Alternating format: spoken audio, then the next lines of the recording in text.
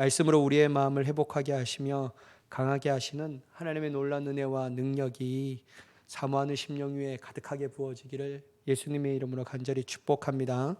여러분, 저희 집사람한테 한 소리를 들었는데요.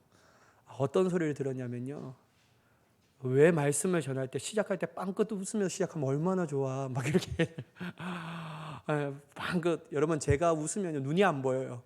그래서 하여튼 웃으면 되는데, 저도 이렇게 많이 설교를 하지만 올라올 때마다 계속 긴장이 돼요. 잘할 수 있을까? 이것도 버려야 되는데요. 내 욕심인데 잘할 수 있는 것도 주님 앞에 맡겨야 되는데, 그런 생각이 자꾸 드니까 이제 긴장이 되는데, 한 설교 중반부 되면 이제 얼굴이 풀리는데, 여러분 화난 게 아니에요. 화난 게 아니고요. 잘 집중하려고 하니까 여러분, 그러니까요, 지금부터 빵긋 웃으면서 우리가 같이 하나님의 말씀을 들으려고 합니다. 여러분, 혹시 사랑에 A, B, C, D, E, F, G가 있다라는 것을 아십니까? 사랑에 A, B, C, D, E, F, G가 있다라고 얘기해요. 제가요, 이렇게 인터넷을 검색하다가 이러한 좋은 길구가 있어서 저 좀 나누려고 하는데요.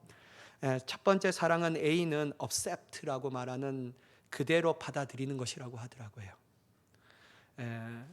이 사랑은 상대방을 고치려고 해서는 안 된다라는 거예요. 존 그레이 박사라는 분이 있는데, 이분이 결혼에 대해서 다음과 같이 정의했다고 합니다. 결혼이란 하성인 남자와 금성인 여자가 지구에서 만나 함께 지구인이 되어가는 것이다 라고 얘기하더라고요. 여러분, 아내 남편 안 고쳐져요. 그러니까 여러분, 이거 빨리 마음을 버려야 합니다. 60평생 되면 고쳐질까? 안 고쳐져요. 죽을 때 돼서 고쳐질까? 안 고쳐진다니까요. 그러니까 여러분, 함께 지구인이 되어 그대로 있는 그대로 받아들이는 것이 사랑이라는 것을 깨닫고 여러분 꼭 기억하시기 바랍니다. 두 번째 사랑에는 B인데요. B는 believe입니다. believe. 믿는 것이라고 할 수 있죠. 신뢰를 바탕으로 하나 된 가정이 행복하다라고 할 수 있습니다. 여러분, 의심하면서 한 지붕 아래 산다면요, 마치 어느 영화 제목처럼 저가의 동침이다. 기쁨이 없는 거예요. 행복함이 없는 거예요. 그래서 여러분, 신뢰하면서 믿음으로 하나 된 가정이 될 때 사랑이 넘쳐나서 행복한 가정이 되게 되는 줄 믿습니다. 여러분, 사랑은 C입니다. 이 care라는 건데요, 돌보다, 돌보는 것이죠. 여러분, 사랑한다면 상대방을 책임지고 돌보아야 한다라고 얘기합니다. 돌봄은 다른 말로 관심이다라는 거예요. 기쁘고 행복할 때보다 어렵고 힘들 때 돌보는 것이 더욱더 값진다라는 거예요. 그래서 여러분, 저는 우리 모든 교회 성도님들이 이 케어이라는 이 관심, 서로 돌보고 세워주는 귀한 사랑의 공동체가 되기를 간절히 축복합니다. 여러분, 사랑은 D인데요, D는 desire라고 말하는 기대하는 것. 기대하는 것은 소망을 갖고 꿈꾸게 하는 것이다. desire라는 것은 열망하다라는, 갈망하다라는 이 뜻을 가지고 있는데요. 여러분, 서로가 잘 되기 위하여 함께 달려가는 것이 바로 사랑이라는 거예요. 그 꿈을 가지고 나만 잘 되면 돼. 저 사람은 망해야 돼. 저 마음에 들지 않는 사람이 망해야지. 그래야 내가 더 기뻐. 나만 잘 되면 돼. 이건 사랑이라고 할 수 없다라는 거예요. 앞으로 크게 될 것을 기대하고 소원하는 것이 바로 사랑이니까 그 사랑이 우리에게 있기를 간절히 축복합니다. 여러분, 사랑은 E입니다. erase라고 말하는 지워버리는 거예요. 여러분, 상대방의 허물은 빨리 잊어버려야 합니다. 약점을 덮어주어야 한다는 것이죠. 여러분, 자꾸 들춰내는 것은요, 사랑이 아니라는 거예요. 특별히 여러분, 이거는 이 남자들보다요, 여성분들이 좀 잘해야 돼요. 싸울 때마다 기억의 항아리에서 초창기 때, 연애 시절 때부터 끄집어내면요, 답이 없어요. 뭐 계속 끄집어내요. 당신 30년 전에 막 이렇게 하면 뭐 어떻게 답을 생각하겠어요. 여러분, 기억의 항아리를 사랑으로 깨트려 버릴 수 있는 저와 여러분이 되기를 간절히 축복합니다. 이 사랑은요, 일레이저, 지어주는 것이라고 해요. 그 다음은 사랑은 F인데, F는 forgive라고 하는 용서라는 것이라고 할 수 있죠. 과거의 실수와 잘못을 용납해 주는 것이에요. 특별히 여러분, 여기 사랑의 용서에는 아무 조건 없이 해줘야 한다라고 얘기해요. 그래서 여러분 잘 용서해 줄 수 있는 사랑의 사람이 되기를 원합니다. 마지막 사랑은 진인데 이 진은 기부라는 뜻을 가지고 있어요. 주는 것이죠. 여러분 주고 받는 것은 사랑이지만 더 큰 기쁨을 주는 사랑은요, 받을 때보다 주는 걸 때, 줄 때 말할 수 없이 더 기쁘는 거예요. 여러분 저도 막 얻어 먹을 때도 맛있는 거 얻어 먹으면 좀 기쁘기도 해요. 먹어볼 수 없는 것을 뭐 대게 만참 저를 좀 데리고 가세요. 그럴 때 가면 뭐 얼마나 저도 되게 좋아하는데 막 하면 기뻐요. 근데 그 기쁠 때보다요, 제가 사랑하는 사람들에게 대접하고 사줄 때는요 더 행복하더라고요. 그거는 이 대접받을 때보다 더 기쁘다라고 할 수 있죠. 사랑 여러분, 진정한 사랑을 가슴에 품고 주는 것만 계산하는 사람, 받는 것만 계산하는 사람이 아니라 줄 수 있는 큰 사랑을 경험할 수 있는 저와 여러분이 되기를 간절히 축복합니다.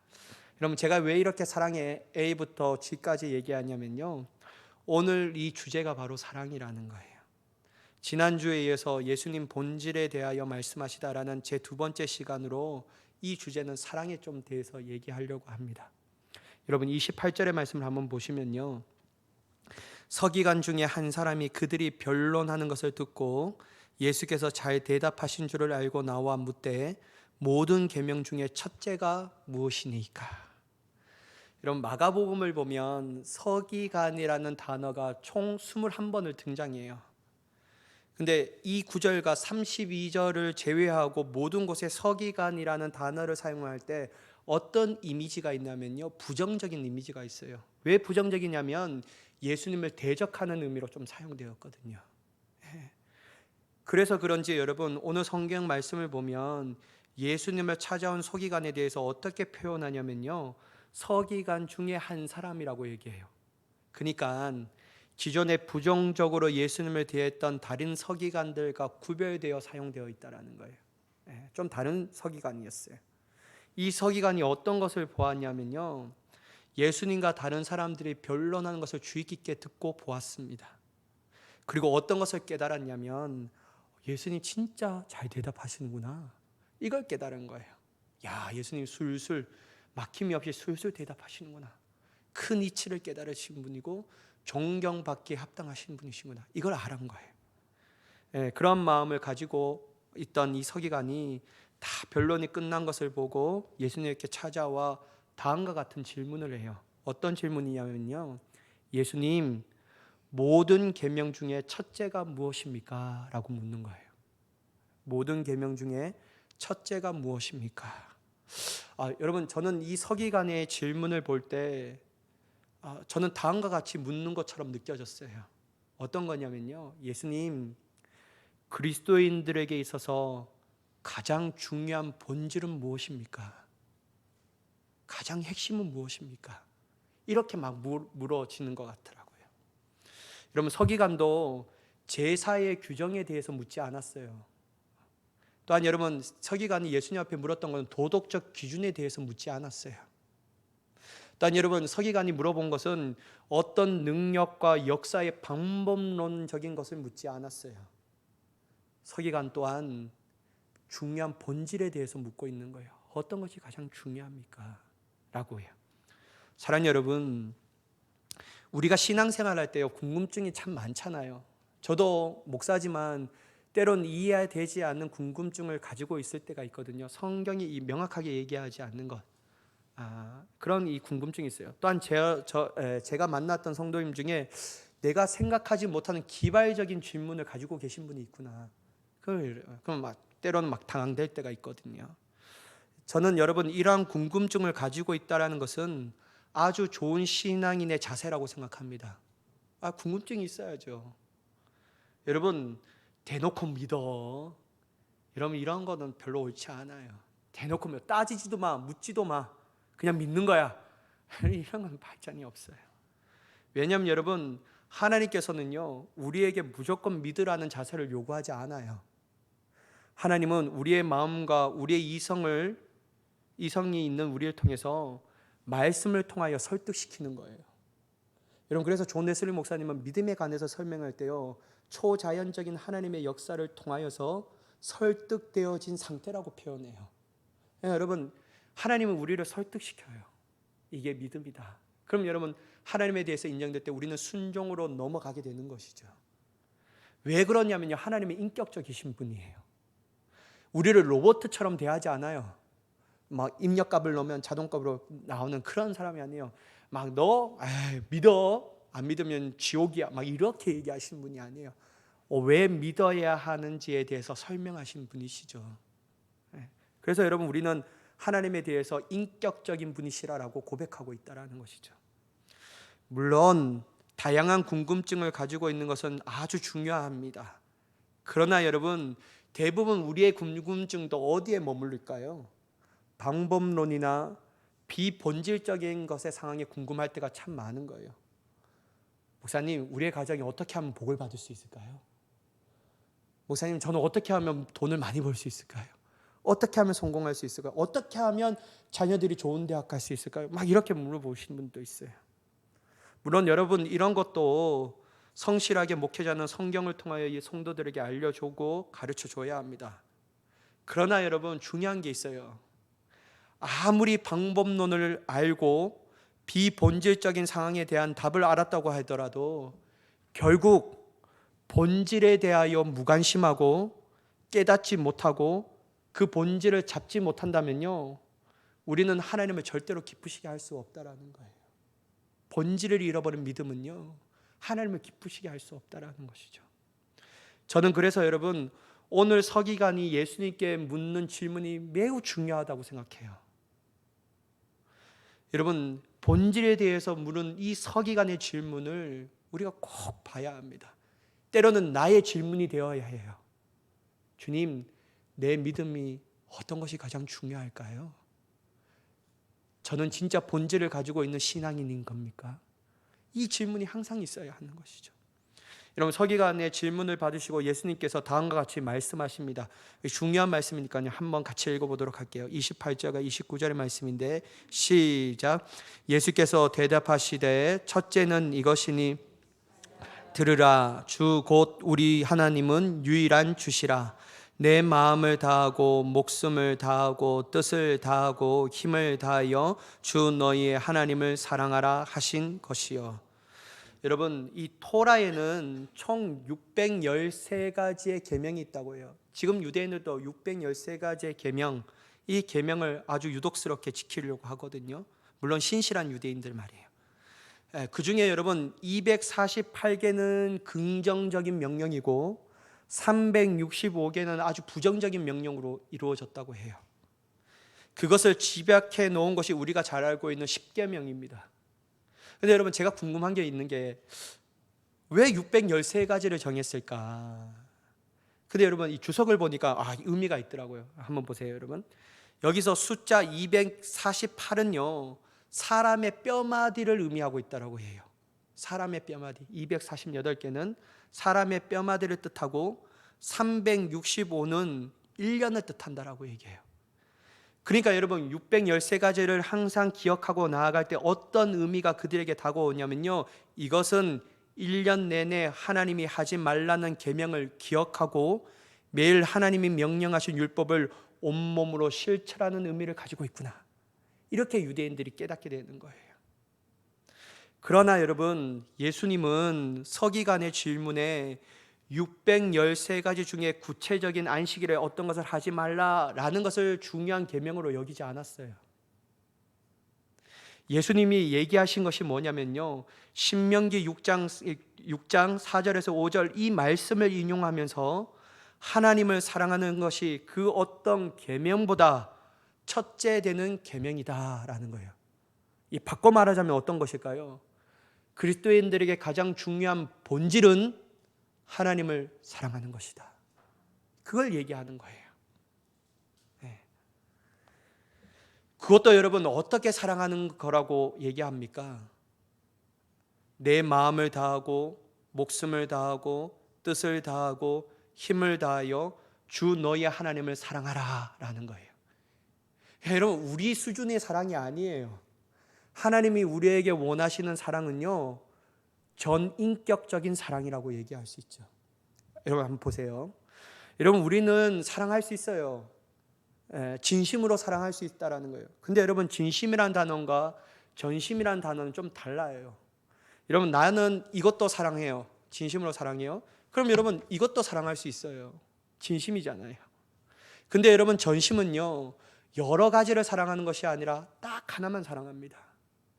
그래서 여러분, 이 마음과 목숨과 뜻과 힘을 다하여 주 너희 하나님을 사랑하는 것은 전심으로 주님을 사랑하라는 거예요. 다시 말해서 지적인 사랑, 간념적인 사랑, 그냥 인간의 감정으로만 하는 얕은 사랑이 아니라 자신의 모든 노력과 정성을 다하여 전인격적으로 주님을 사랑하라는 거예요.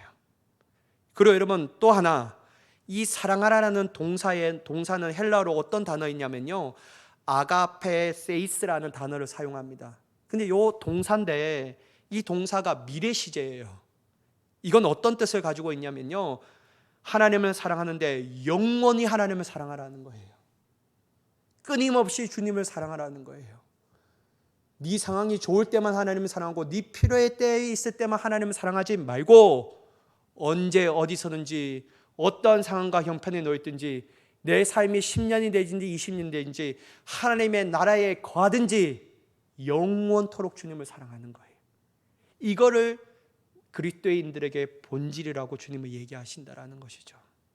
사랑하는 여러분, 그리스도인들에게 있어서요, 다음과 같은 질문을 하면요, 당신은 하나님을 사랑하십니까? 라고 질문하면 저 하나님 안 사랑하는데요 라고 얘기할 사람이 누가 있냐라는 거예요. 여러분, 제가 물어보면 여러분 하나님 사랑하지 않는 사람이 있으십니까? 여기서 없잖아요. 우리 다 하나님을 사랑한다라고 얘기해요. 그렇게 고백하죠. 그러나 여러분, 중요한 것은 대부분 그리스도인들이 진짜 하나님을 사랑하지만 일부 그리스도인들이 말하는 하나님을 사랑한다라는 고백이 얼마나 진실성이 없다라는 것을 우리가 잘 알고 있다라는 거예요. 한번 보세요. 그들의 삶을 보면 하나님을 사랑한다라고 고백해요. 그런데 여러분, 뭐도 사랑할까요? 돈도 사랑합니다. 아니, 여러분, 더 정확하게 말하자면 하나님보다 돈을 더 사랑할걸요. 또한 여러분, 하나님을 사랑한다고 말한다라는 것은 하나님께 드리는 시간을 아깝지 않게 생각한다라는 것을 의미해요. 그러나 여러분, 하나님께 드리는 시간보다 자신에게 투자하고 할애하는 시간이 더 많음을 우리는 알 수 있다라는 거예요. 자신을 개발하고 투자하고 주어진 여가를 즐기는 것을 더 중요하게 생각합니다. 그러나 그런 사람들에게 물어보면 하나님 사랑하십니까? 라고 말하면 네, 하나님 사랑하죠 라고 말해요. 그러나 여러분, 그 사랑은요, 그냥 진심이에요. 전심은 아니라는 거예요. 하나님을 위해 드리는 시간은 자신을 위해서 시간을 다 사용한 후에 그때 좀 여건이 되면 그때 하나님 앞에 시간을 드립니다. 여러분, 하나님 이런 짜투리 시간을 우리에게 원하시겠습니까? 하나님은 우리의 최우선 순위를 원하시는 줄 믿습니다. 그게 하나님 사랑하는 고백의 진실성이 담겨 있다라는 거예요. 여러분, 하나님은 우리에게 두 마음을 원하지 않으셔요. 하나님은 우리가 하나님을 사랑하는 것을 나누어 가지고 싶어 하지 않습니다. 여러분, 야고보서 4장 8절에 이렇게 말씀하셨거든요. 한번 읽어보도록 하겠습니다. 시작. 하나님을 가까이 하라. 그리하시면 하나님 너희를 가까이 하시리라. 죄인들아, 손을 깨끗이 하라. 두 마음을 품은 자들아, 마음을 성결하게 하라. 여러분, 야고보 사도는 성도들에게 뭐라고 얘기하면요, 두 마음을 품은 성도들에게 마음을 성결하게 하라는 거예요. 이 마음이 뭘까요, 여러분? 두 마음 중에 하나님의 사랑하는 마음만 품으라는 거예요. 그것을 제하여 버리라고 얘기하고 있다는 거죠. 성결은 깨끗하게 하다라는 뜻을 가지고 있잖아요. 또한 여러분, 출애굽기 2장 5절과 6절의 말씀을 보면 제가 한번 보겠습니다. 읽겠습니다. 그것들에게 절하지 말며 그것들을 섬기지 말라. 나 내 하나님 여호와는 질투하는 하나님인즉. 뭐라고요? 질투하는 하나님이시라고 얘기해요. 여러분, 물론 인간이 하는 질투와 전혀 질적으로 다릅니다. 하나님의 질투는요, 거룩한 질투예요. 그런데 여러분, 어쩌보면요, 인간의 수준으로 이해할 수 있는 질투의 수준일 수도 있습니다. 여러분, 잘 보세요. 여러분들의 아내와 남편이 사랑한다라고 고백해요. 좋아한다라고 얘기해요. 그리고 가정에 들어오면 잘해요. 때로는 선물도 주고 꽃도 선물하고 명품 가방도 주고 다 해요. 그런데 여러분 어느 순간에 문자를 받는데 다른 사람을 좋아하고 있어요. 그럼 여러분 질투가 안 나겠냐라는 거예요. 그게 어떻게 여러분 그 사람이 나를 사랑한다는 말의 진실성과 담보를 가지고 있냐라는 거예요. 그러니까 여러분 이거 기가 막힐 일이잖아요. 하나님도 동일하게 여기셔요. 나는 질투하는 하나님이다. 다른 어떤 것과도 너가 나를 사랑하는 그 마음을 나누어 갖고 싶지 않다라고 얘기하죠. 근데 여러분 6절에 왜 우리가 그렇게 해야 되냐면 이 말씀이 있어요.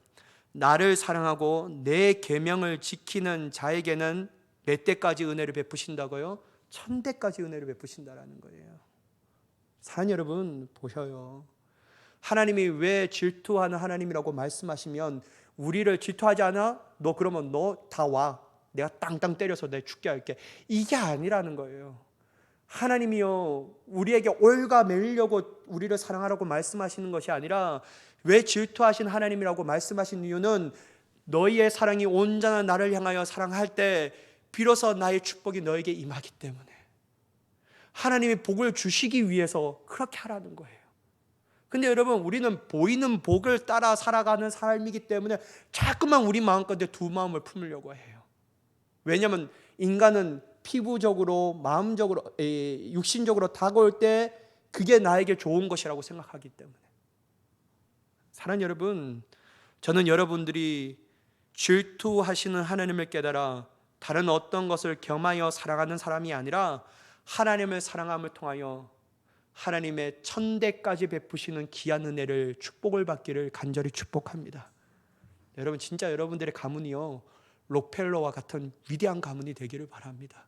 하나님 그렇게 하신다라는 거예요. 그러므로 여러분 하나님은 우리에게 원하시는 것은요 형식적인 게 아니에요. 다시 말해서 마음이 없는 예배, 마음이 없는 찬양, 마음이 없는 기도, 마음이 없는 억지 순종을 안 원하셔요. 그거 요구하신 적이 없어요.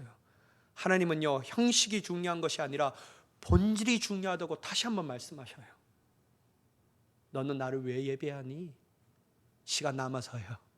오늘은 좀 안 바빠서요. 그거 아니라니까요. 너는 왜 나에게 충성하니? 난 그냥 충성하는 게 기뻐요. 이게 아니라니까요. 하나님의 사랑에 감격하여 예배하고 하나님이 나를 위하여 독생자 예수 그리스도께서 아끼지 않는 그 은혜 때문에 주님을 예배하고 헌신하는 거예요. 이게 여러분 우리의 본질이 되어야 할 줄 믿습니다. 하나님은 다른 어떤 것보다도 우리의 마음을 원하신다라는 것이죠.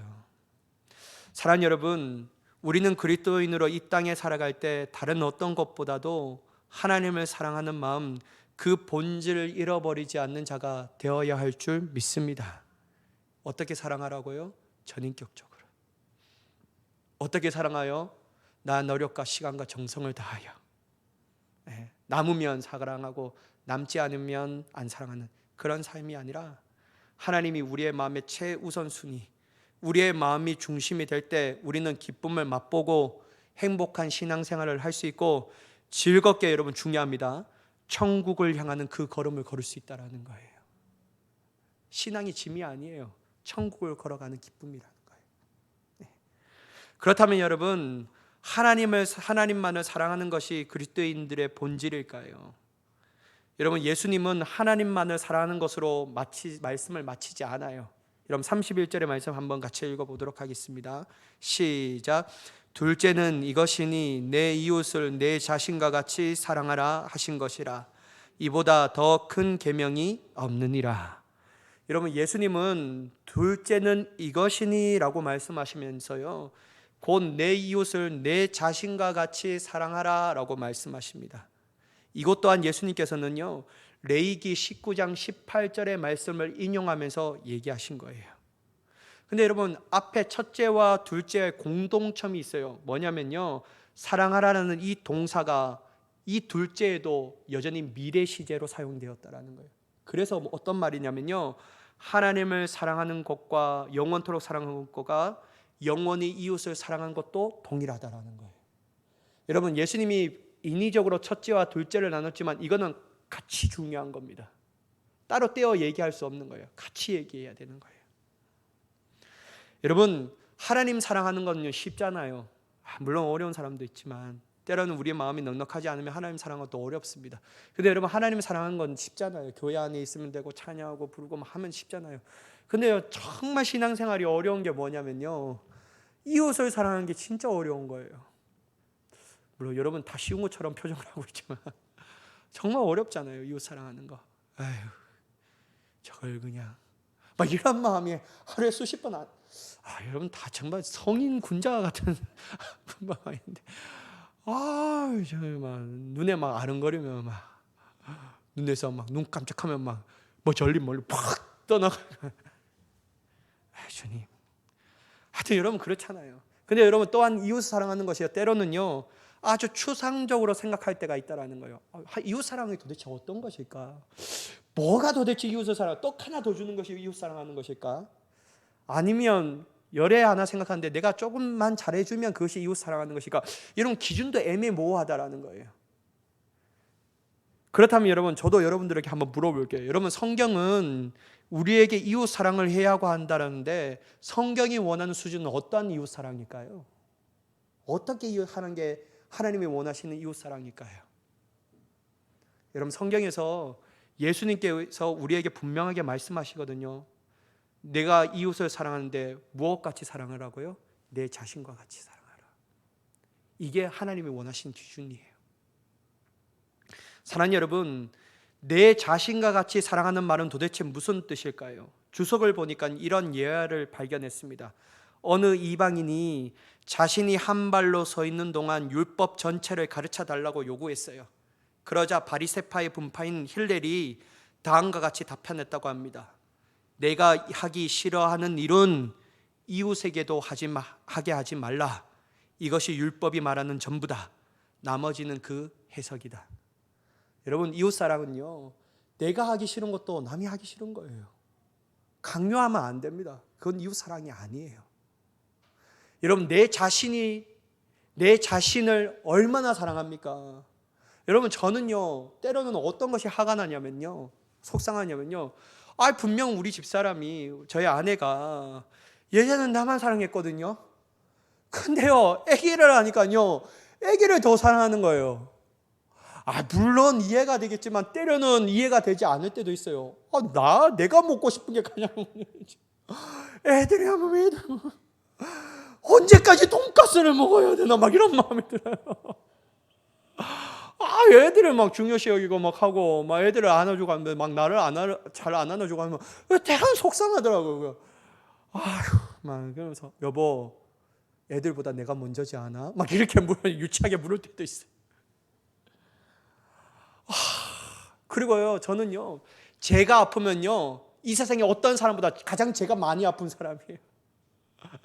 내가 아픈 게 가장 중요한 거예요. 다른 사람이 아픈 거, 우리 애가 조금 다치면 반찬가 그게 그렇게 아파. 그런데요 동일하게 내가 이렇게 좀 째지잖아요. 이 세상에 가장 아픈 사람이 나다. 막 이런 마음이 들 때가 있어요. 사랑하는 여러분, 우리 자신은 너무 사랑해요.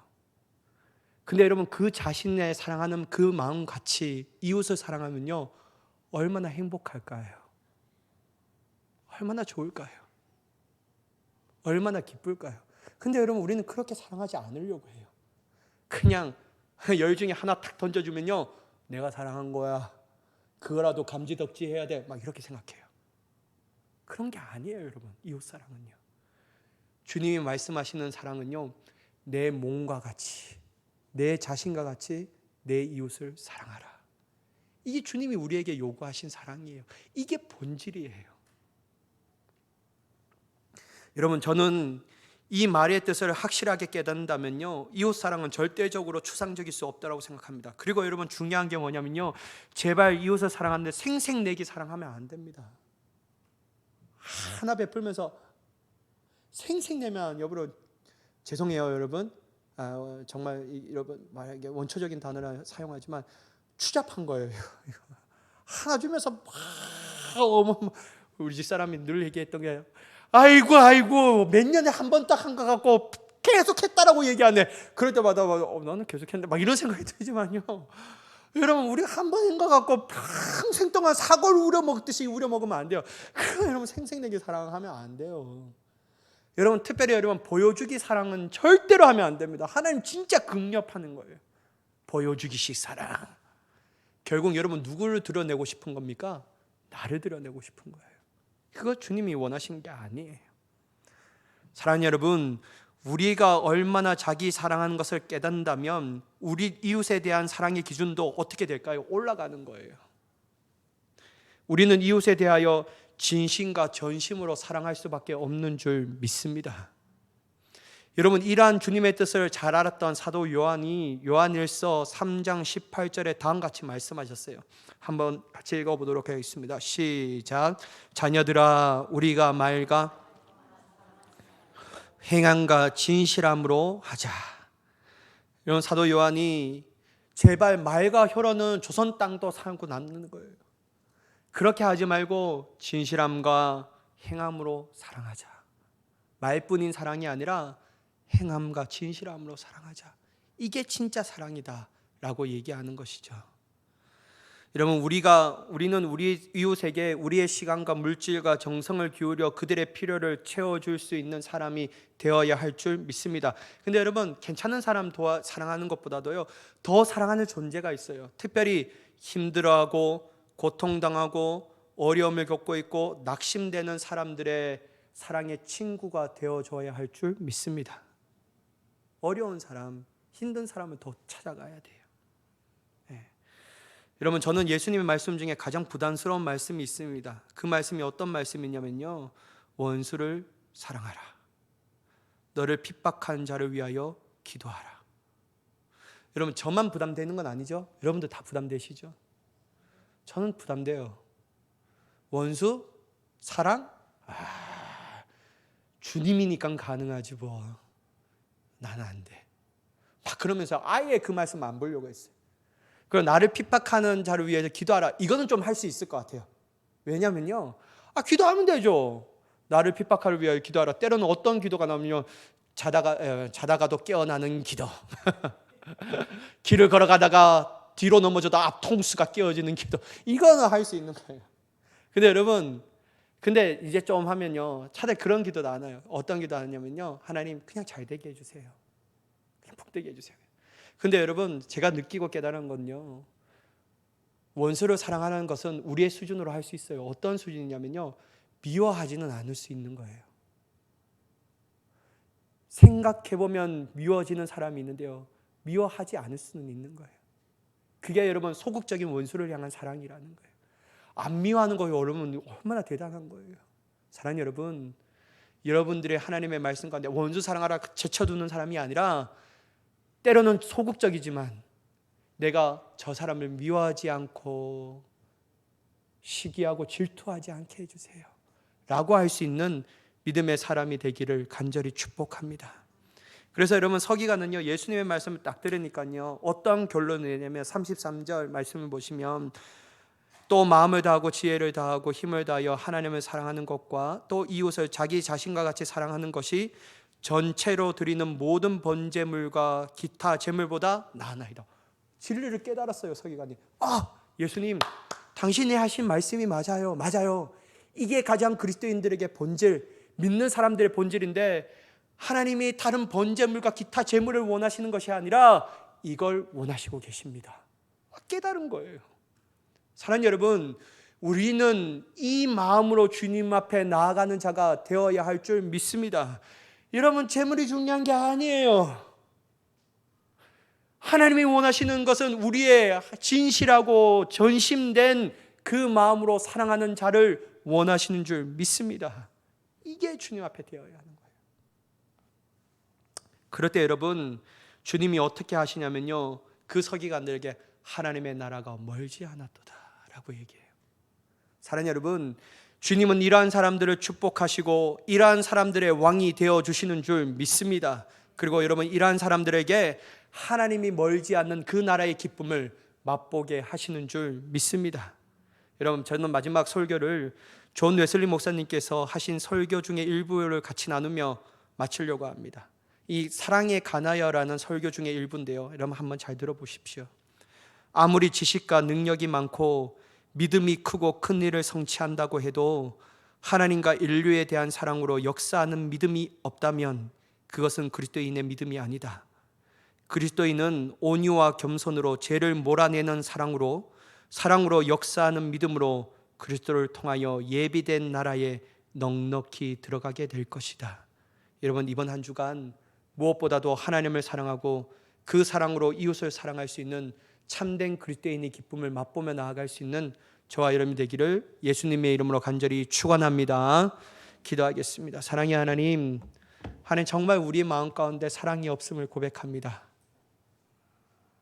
미움과 다툼과 시기와 질투가 우리 안에 많았음을 고백합니다. 하나님, 이 시간 하나님의 사랑이 회복되게 하여 주시옵소서.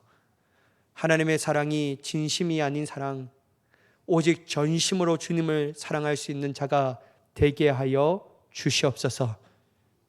하나님, 또한 그 사랑으로 말미암아 가장 가까이 있는 이웃을 가슴에 품고 그 사람들에게도 이 사랑을 베풀 수 있는 그리스도인이 되게 하여 주시옵소서. 이 마음을 받기를 원하신 하나님, 이 마음을 주님 앞에 올려드리기를 원하오니 주여, 우리의 힘으로 할 수 없지만 하나님의 힘으로 능히 가능케 하여 주시옵소서. 그렇게 역사하실 하나님을 간절히 기대하며 예수님의 이름으로 기도드리옵나이다. 아멘.